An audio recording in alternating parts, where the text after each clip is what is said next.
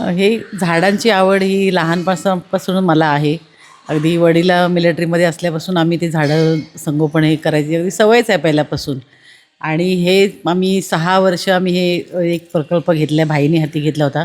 भाई आता रिटायर झाल्यानंतर आम्ही ती जागा आमची फार पूर्वी आम्ही घेतलेली, आम्हाला ते करता आलं नाही तेव्हा भाईंच्या त्या वेळेमध्ये. म्हणजे बिझी असल्यामुळे सगळं म्हणजे भाई. पण आता आम्हाला एकदम वेळ मिळाल्यामुळे आम्ही 5-6 वर्ष ती जागा एवढी आम्ही डेव्हलप केली. म्हणजे दोघांना पण अशी आवड आहे, त्यामुळे आम्ही ते म्हणजे खूप आनंद झाला आहे असं काही नाही. म्हणजे एखाद्या ज्या आवडीमध्ये आपल्याला त्या पुरस्कार मिळाल्यानंतर जो आनंद होतो ना, तो खूप झालेला आहे आनंद मला. एकंदरीत वनश्री पुरस्कार हा खूप मोठा पुरस्कार आहे आणि एवढं सगळं आवड जपल्यानंतर जेव्हा आपल्याला पुरस्कार मिळाला त्यावेळी तुम्हाला नेमकं काय वाटलं? त्यावेळी नेमकं मी गेले होते मार्केटला, भाईंचा फोन आला की असं असं तुला वनश्री मिळाले. मग म्हटलं ठीक आहे. मला काय एवढं म्हणजे कल्पना नाही, म्हणजे एवढा महाराष्ट्र गव्हर्नमेंटकडून मिळाले. आणि नंतर मग एवढे फोन यायला, मग म्हटलं अरे हा प्रकार म्हणजे काय आहे हे नेमकं. मग मला त्यांनी सांगितलं.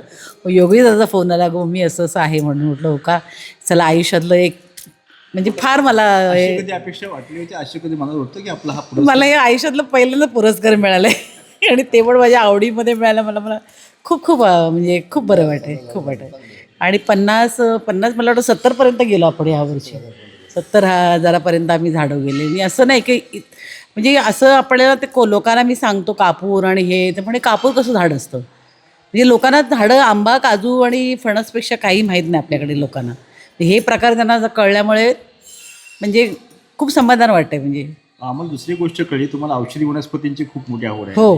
ते तुम्ही बऱ्यापैकी जोपासले, काय सांगा? औषधी वनस्पतींचं पण आहे, आवड आहेत. आणि आता नावं आता खूप आहेत, म्हणजे अशी लिस्टच आहे माझ्याकडे. धूप वगैरे धूप आहे, कापूर आहे, गरुड आहे, पुन्हा तुमचं सिसम आहे, पुन्हा पळस आहे, काल आणलेली मांडगूळ वगैरे, पानफुटी, म्हणजे छोट्या रोपांपासून अगदी वृक्षापर्यंत आम्ही सगळी लागवड तिथे केलेली आहे, ही बांबूपासून. जी आवड आहे हां. ही आवड केव्हापासून? म्हणजे मगाशी म्हणलात की वडील ही आवड आहे ना फार पूर्वीपासूनच आहे. म्हणजे अगदी त्यावेळेला म्हणजे 30-40 वर्षापूर्वी म्हणजे समजा पण कलमं लावली की त्यांना पाणी घालायचो, पाणी डोक्यावरून घालायचं. म्हणजे इथपासून आमची सुरुवात आहे ती.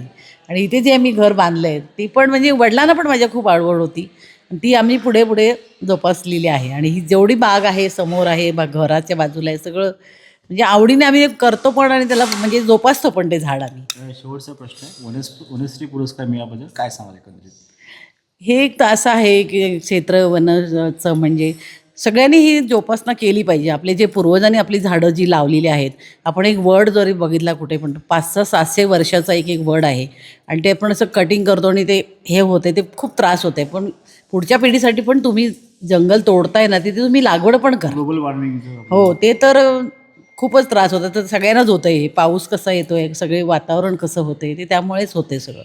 आणि आमच्या घराला कसं सगळ्यांनाच आवड आहे. म्हणजे आता योगेश पंडित क्षेत्रात म्हणजे दादा पण आहे, मोठा दादा पण आहे, सिद्धेश दादा, किंवा भाईंकडून पर्यावरणाच्या वेळेला होती तेव्हा त्यांना खूप केली. मी भाईंना तेव्हा झाडं तोडली की मी त्यांना सांगायचे, ह्या प्रांतांना फोन करा ना, ती झाडं त्या बाजूला खूप तोडतात आहेत. भाई लगेच ॲक्शन घ्यायचे ती. मला ते म्हणजे कुठेही पण गेले तरी आम्ही सांगली रोडला गेलेलो एकदा आणि त्या रस्त्याला एवढी तोडली होती. भाईनं म्हटलं बघा ना, तू म्हणे सगळंच सांगतेस मला असं कसं करायला. म्हटलं नाही, बघा होतं का. लहान हो हो हो हो खूप खूप खूप खूप खूप म्हणजे झाडं जपावी, दुर्मिळ वृक्षांचं संवर्धन करावं. संवर्धन हो हो नक्की नक्की. आणि ती जोपासा, जी लागवड तुम्ही करता ती झाडं तुम्ही जोपासा. आपल्या पुढच्या पिढीला पण हे कळायला पाहिजे. आणि लहान मुलांना तुमच्या दाखवा, हे बाबा झाड ह्याचं असतं, हे कापूर होतं पण कसं आहे, झाड कुठलं आहे, ते धूप होतं. म्हणजे लोकांना माहीतच नाही ते कशाची आहेत ती. असं म्हणजे जोपायचं म्हणजे संवर्धन केलं पाहिजे. संवर्धन केलंच पाहिजे झाडांचं.